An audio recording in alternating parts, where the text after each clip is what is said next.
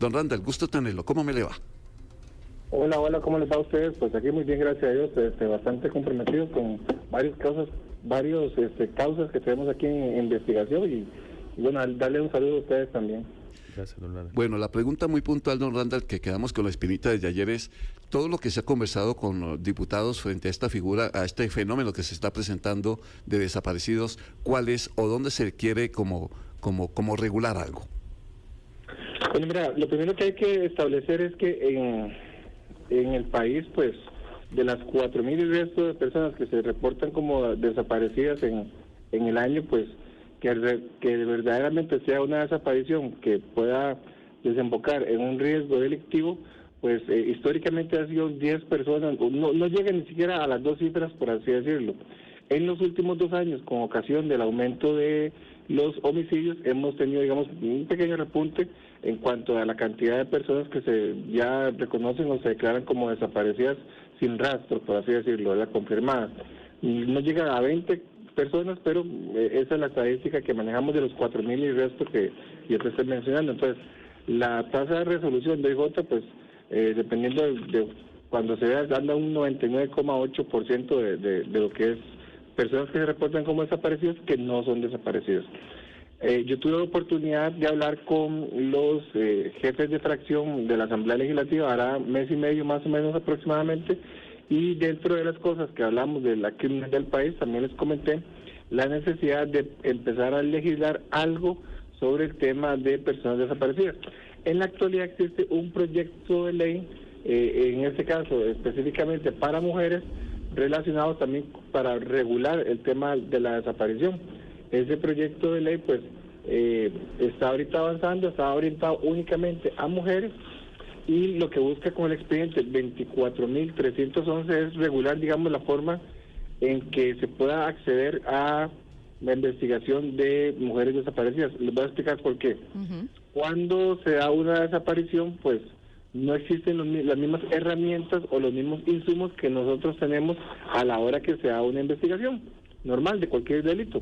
Entonces, en un delito nosotros podemos pedir un levantamiento de secreto bancario con juez, evidentemente. En un delito podemos pedir intervención telefónica con juez, evidentemente, y también podemos pedir allanamientos, un montón de situaciones más que nosotros logramos hacer en un delito. En una desaparición, al no ser delito, pues queda en el aire del tema, o sea, no tenemos un respaldo jurídico para poder hacer, digamos, las investigaciones que se nos encomiendan. Entonces, eso es lo primero que se está tratando de hacer. Ya de alguna forma se hizo con menores desaparecidos, que más bien, en lugar de mejorarlo, pues nos ha generado una problemática mucho mayor, y ahora se está haciendo, digamos, con mujeres desaparecidas. Aquí el tema es que esto debería homologarse, digamos, a todos los componentes de la sociedad, no solamente niños, no solamente mujeres, sino también a hombres, número uno. Número dos, nosotros tenemos que existe un porcentaje importante de casos, prácticamente un 10% de desapariciones fraudulentas. ¿Qué te voy a decir con desapariciones fraudulentas? Que la persona tiene una deuda con un ente bancario y entonces, o tiene, voy a extender un poquito el tema de la deuda. Tiene una deuda con un ente bancario y entonces la mamá o algún familiar pone una denuncia por desaparición para que no afrente esa deuda, ¿verdad? O la persona se roba algún dinero de alguna empresa y se desaparece con el dinero y entonces pone la denuncia fraudulentamente sabiendo de que la familia sabiendo de que no es una desaparición, que la persona simplemente se lleva el dinero y casi que les pide el favor para que tome eso. Entonces, si vos ves que son 4.000 y resto de denuncias, cuando ves que es un 10%, estamos hablando prácticamente que son 400 casos, ¿verdad?, que no son desaparición, que ya la familia estaba de previo que no es desaparición y que a pesar de ello, pues también... Y don Randall, eso que usted acaba de decir, ya han podido comprobar que se han dado casos de esa manera, gente que, digamos, se hace autodesaparecer, por decirlo de alguna manera, para evadir alguna deuda.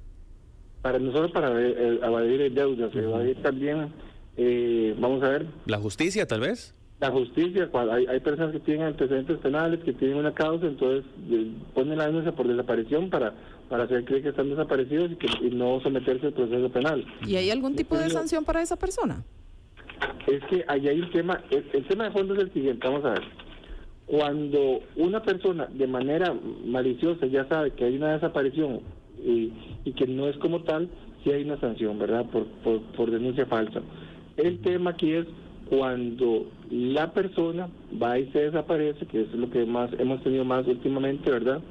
Y la familia de buena fe viene e interpone la denuncia. Entonces la familia no sabe que la persona está desaparecida, que en realidad está bien, e interpone esa denuncia. ¿Qué sucede en esos casos? De momento pues nada, absolutamente nada.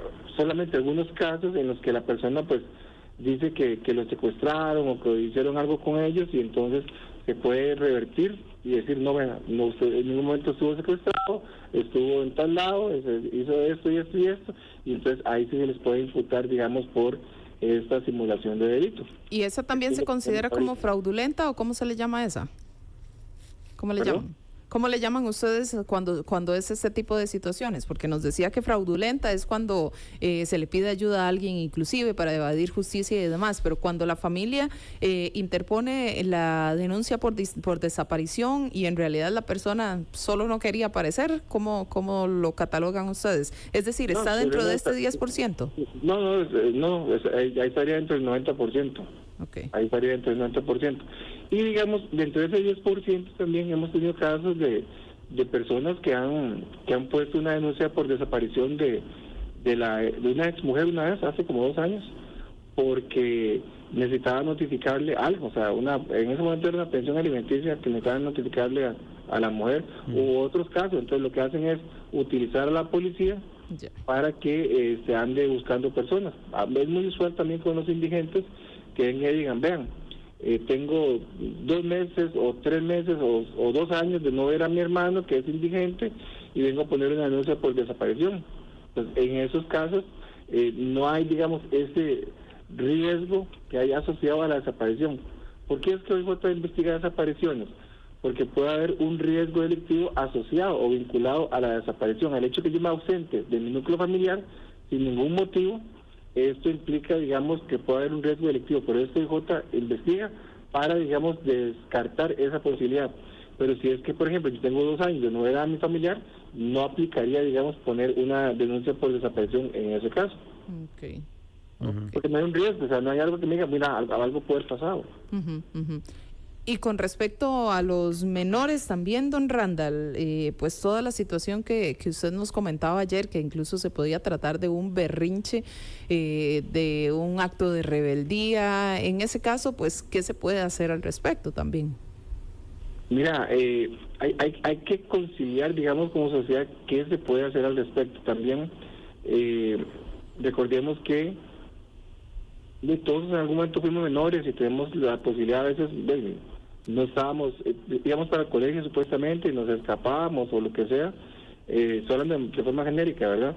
Y en este momento pues no había tanto problema porque no había tantos sistemas de información que reportan si el menor no llegó a una clase, como ahorita hay varias herramientas informáticas que les dicen a los papás eso, o que el menor está fuera de la institución, etcétera, y entonces los papás se preocupan, llaman al menor, no lo encuentran, el menor que apagó el teléfono porque quiere su momento de privacidad, alejarse, y entonces ahí es donde se pone la denuncia. Entonces hay que tener ese cuidado, digamos, cómo abordar el tema. ¿Y qué dicen los diputados? Mira, ellos vieron, digamos, que efectivamente es un gasto de recursos importante. Nosotros, al final, como te digo, identificamos a los lugares donde están los menores y con base en ellos, pues los vamos a su lugar, pero es muy usual si, por ejemplo, provienen de un egreso no autorizado de un centro de cuidado tipo PANI, que se vaya 1, 2, 3, 4, 5, 6, hemos tenido casos hasta 18 veces que un menor de edad pues se vaya del centro de cuidado.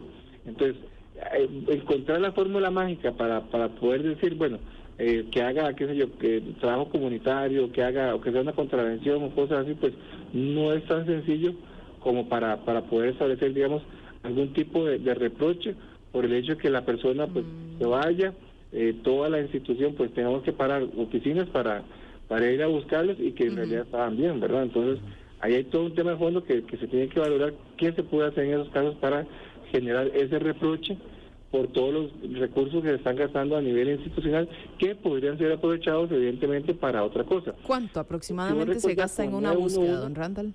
Un momentito más. Si ustedes recuerdan, con el 911, si alguien hace una llamada telefónica inadecuada, tipo broma, entonces se les cobra algo. Ahorita no sé cuánto es lo que se cobra, ¿verdad? Pero sí se les cobra algo. Entonces, eso es una forma, digamos, que se podría valorar o verificar qué se puede hacer en ese caso.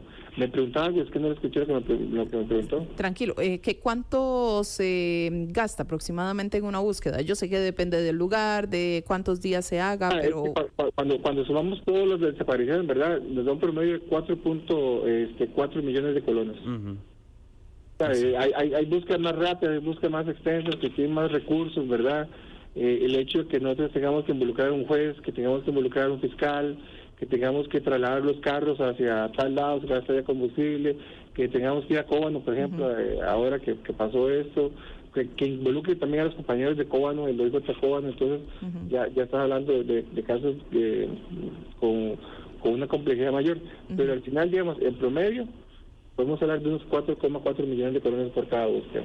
Cada búsqueda, ok. Perfecto. Don Randall, muchas gracias por esta entrevista y estaremos pendientes de cómo avanza estas conversaciones entre usted y los diputados para ver cómo se puede modificar esta ley para desapariciones. Gracias, don Randall, que tenga muy bonito día.